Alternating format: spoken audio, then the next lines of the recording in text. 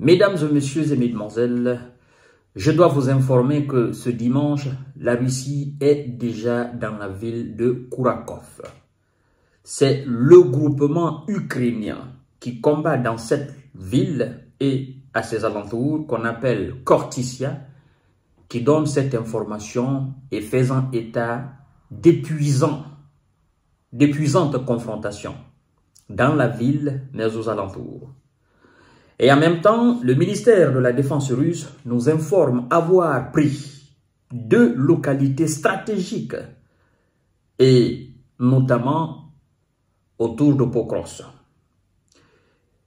Mesdames et messieurs et mesdemoiselles, j'ai dit la fois dernière que les habitants de ces 2 localités, s'agissant de Kourakov et de Pokrovsk et ses alentours, doivent quitter. Ils doivent évacuer. Les Russes arrivent. Mais les gens pensaient que c'était de la plaisanterie. Non. Les Russes sont déjà dans la ville de Kourakov.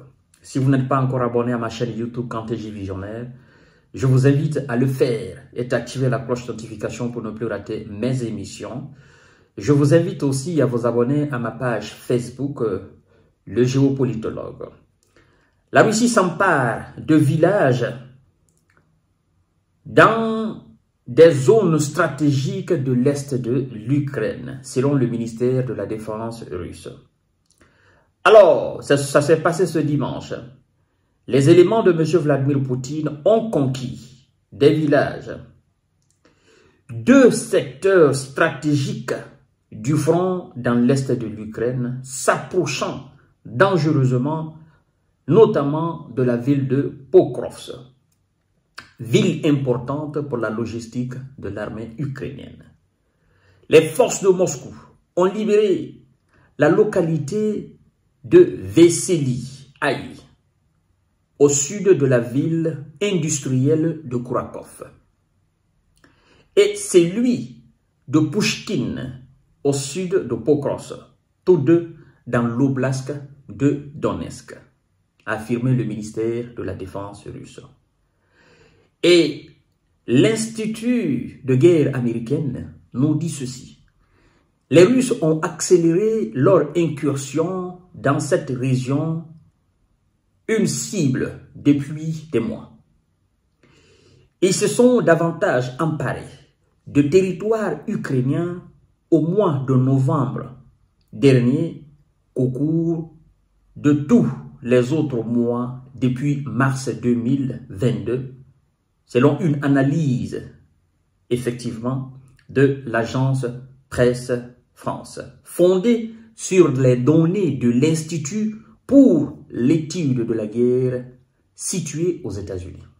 Donc, l'agence Presse France donne une information qui elle-même est fondée sur les données de l'Institut de guerre situé aux États-Unis d'Amérique.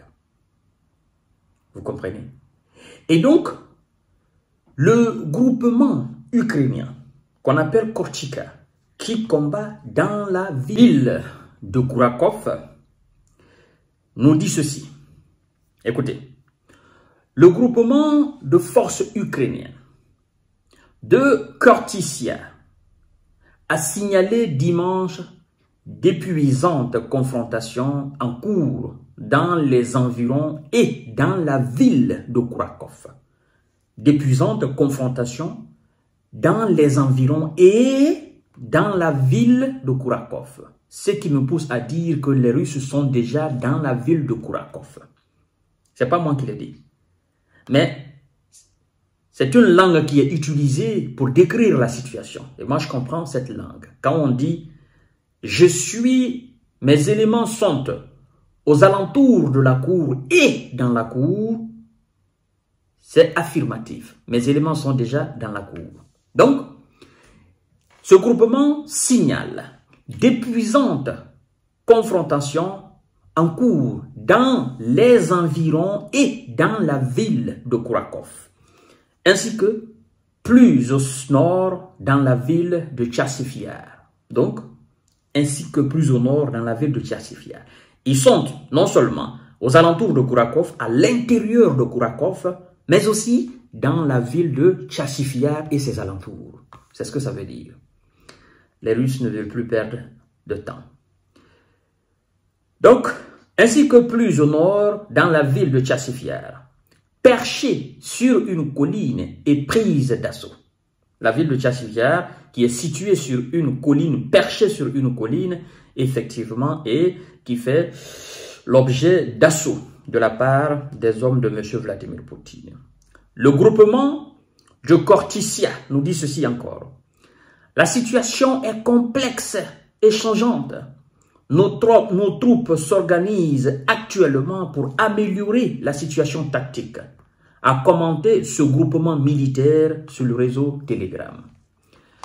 La situation est complexe. Je connais ce langage. Oh là là.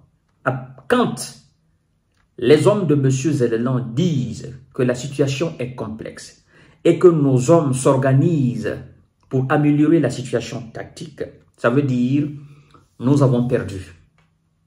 Nous cherchons à évacuer pour sauver le reste du matériel et du personnel. C'est ce que ça veut dire. Ils ont employé les mêmes phrases en quittant dans la ville de Vuhledar.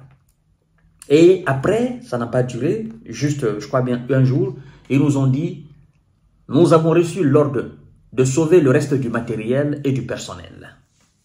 Sinon, les militaires qui sont déjà organisés sur le terrain, qui font face aux hommes de Vladimir Poutine, n'ont plus besoin d'une autre organisation.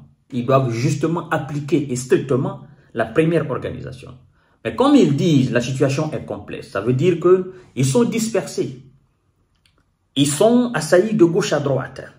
Donc, c'est une débandade totale. Donc, ils vont essayer de se réorganiser et améliorer leur situation. Dans leur tentative de réorganisation, la Russie encore met la 6e vitesse, voire même 7e vitesse, si vous voulez bien. Ça dépend du véhicule, ça dépend aussi du navire dans lequel vous vous trouvez. Si vous êtes dans dans une fusée, par exemple, qui va jusqu'à des milliers de kilomètres/heure, ben, vous n'avez qu'à mettre seulement le gaz. Et donc, la Russie a déjà mis le gaz et c'est fini. Pour Kourakov, pour Tchassifiar, c'est terminé. Et pour Kros, ça sera terminé. Vous savez, l'institut, c'est-à-dire le site qui étudie, qui cartographie, l'avancée des troupes, mais aussi la situation des Ukrainiens, des troupes ukrainiennes, qu'on appelle Deepstat, faisait état hier ou avant-hier d'une situation très très inquiétante. Et donc c'est cette même situation qui continue à être très inquiétante pour les troupes de M. Zelensky. Je vous reviens tout à l'heure pour notre série d'informations décortiquage. Partagez la vidéo dans tous les groupes possibles. L'affaire devient très très très très compliquée.